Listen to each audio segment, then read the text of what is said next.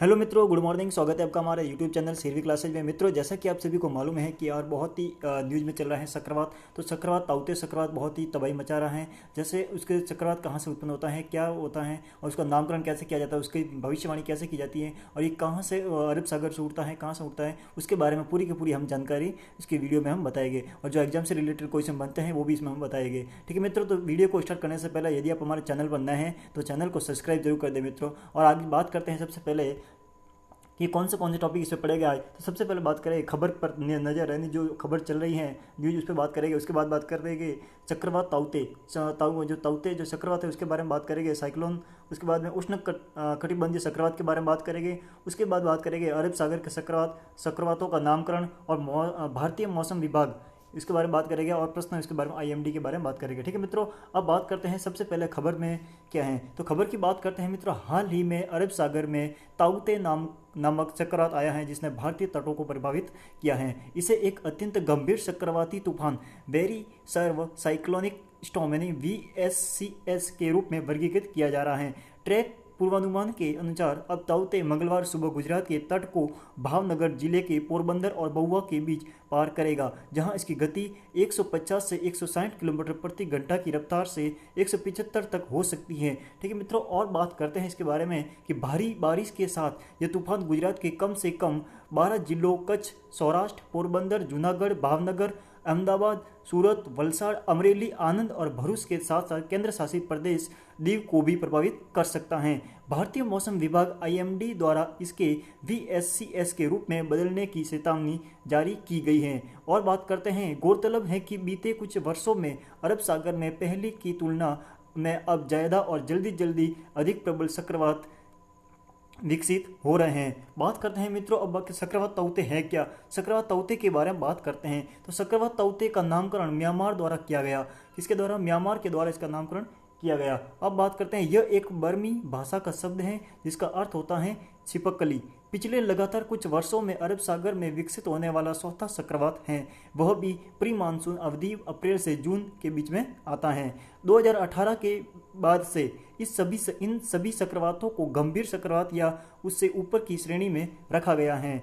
इससे पूर्व 2018 में चक्रवात मेकानू, 2019 में चक्रवात वायु तथा 2020 में चक्रवात निसर्ग आए थे, जिन्होंने क्रमशः ओमान, गुजरात और महाराष्ट्र को प्रभावित किया था। बात करते हैं चक्रवात ताउते के बारे में। ताउते बहुत तीव्र के साथ तेज होता हुआ VSCS में बदल रहा है और इसके अलावा 2020 और 2021 में पूर्व अनुमानसून अवधि के दौरान बनने वाले पहले चक्रवात अरब सागर से ही उठे थे, जो कि दोनों VSCS श्रेणी के थे।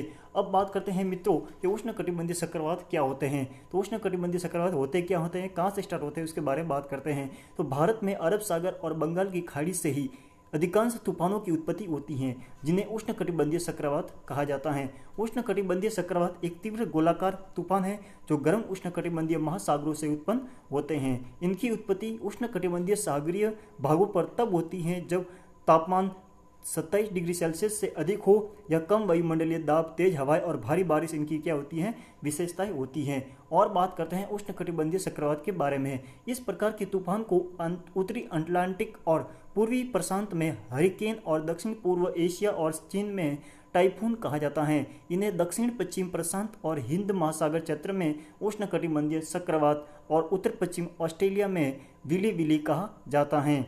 वर्ल्ड मेट्रोकोलॉजिकल ऑर्गेनाइजेशन के अनुसार इस प्रकार के चक्रवातों का व्यास आमतौर पर 200 से 500 किलोमीटर तक होता है, लेकिन यह 1000 किलोमीटर तक पहुंच सकता है। बात करते हैं मित्रों अरब सागर और चक्रवात के बारे में। तो अरब सागर और चक्रवात के बारे में पूरी जानकारी की बात करते हैं। तो जैसा कि देखा जा रहा है कि बीते कुछ वर्षों से अरब सागर इन चक्रवातों के लिए अधिक अनुकूल बनता जा रहा है। आमतौर पर उत्तरी हिंद महासागर क्षेत्र, बंगाल की खाड़ी और अरब सागर में उष्णकटिबंधीय चक्रवात प्री मानसून और पोस्ट मानसून यानी अक्टूबर से दिसंबर की अवधि के दौरान विकसित होते हैं। मई, जून और अक्टूबर नवंबर का समय गंभीर तीव्रता के चक्रवात उत्पन्न करने के लिए जाना जाता है, जो कि भारतीय तटों को प्रभावित करते हैं।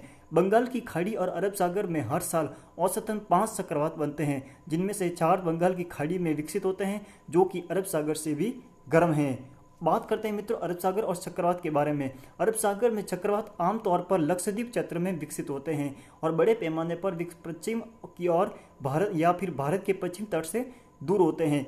मौसम वैज्ञानिकों के मुताबिक बढ़ते वैश्विक तापमान के कारण हाल ही के वर्षों में अरब सागर भी गर्म हो रहा है, जिसके चलते कहा जा सकता है कि इसमें इन चक्रवातों के अनुकूल वातावरण बनता जा रहा है। मित्रों बात करते हैं चक्रवातों का नामकरण, यानी उसका नामकरण देना क्यों आवश्यक होता है, उसका नामकरण देना भी क्यों महत्वपूर्ण हो जाता है। तो विश्व के महासागरीय बेसिन में बनने वाले चक्रवातों का नाम क्षेत्रीय विशिष्ट मौसम विज्ञान केंद्रों और उष्णकटिबंधीय चक्रवात चेतावनी केंद्रों TCWCS के द्वारा रखा जाता है।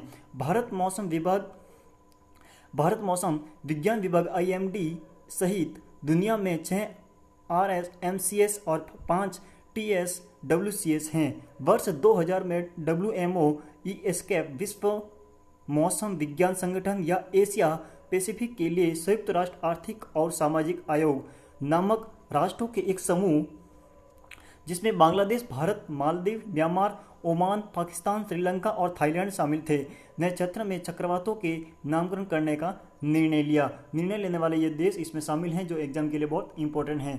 बात करते हैं प्रत्येक देश का दिए गए सुझावों के बाद उष्णकटिबंधीय चक्रवातों पर WMO एस्केप पैनल PTC ने सूची को अंतिम रूप दिया। हिंद महासागर क्षेत्र के 8 देश बांग्लादेश, भारत, मालदीव, म्यांमार, ओमान, पाकिस्तान, श्रीलंका तथा थाईलैंड एक साथ मिलकर आने वाले चक्रवातों के नाम तय करते हैं। रीजनल स्पेशलाइजेशन मेट्रोपॉलिटिकल सेंटर RSMC नई दिल्ली, बंगाल की खाड़ी BOB और अरब सागर AS सहित उत्तरी हिंद महासागर NIO पर विकसित होने वाले उष्णकटिबंधीय चक्रवातों के नामकरण हेतु उत्तरदायी हैं। अब बात करते हैं नामकरण की आवश्यकता क्यों पड़ी। तो नामकरण की आवश्यकता यदि एक समय में किसी एक स्थान अथवा अलग अलग स्थानों पर एक से अधिक चक्रवात उत्पन्न हो जाए तो ऐसी स्थिति में चक्रवातों के नामकरण से इनकी पहचान आसानी से हो जाती है।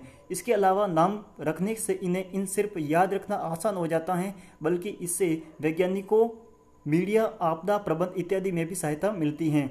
इससे चक्रवातों को समझने में मदद मिलती है। साथ ही किसी चक्रवात विशेष के विकास के बारे में जागरूकता पैदा करना, सामुदायिक तैयारियों को बढ़ाने के लिए तेजी से चेतावनियों का प्रचार करना और भ्रम को दूर करना भी आसान हो जाता है। बात करते हैं अब भारतीय मौसम विज्ञान IMD के बारे में। जो भी प्रश्न इसके बारे में प्रश्न यहाँ से पूछा जाता है। तो इसकी स्थापना कब हुई थी मित्रों, तो स्थापना की बात करते हैं तो इसकी स्थापना हुई थी 1875 में। इसकी स्थापना वर्ष 1875 में की गई। IMD भारत सरकार की पृथ्वी विज्ञान मंत्रालय की एक एजेंसी है और यह देश में मौसम संबंधी जानकारी, मौसम पूर्वानुमान और भूकंपीय विज्ञान से संबंधित प्रमुख एजेंसी हैं। ठीक है मित्रों, तो आज का विषय हमारे यहाँ खत्म हो जाता है। और बात करेंगे, वीडियो को ज़्यादा से ज़्यादा शेयर करें। थैंक यू, धन्यवाद, जय हिंद, जय भारत।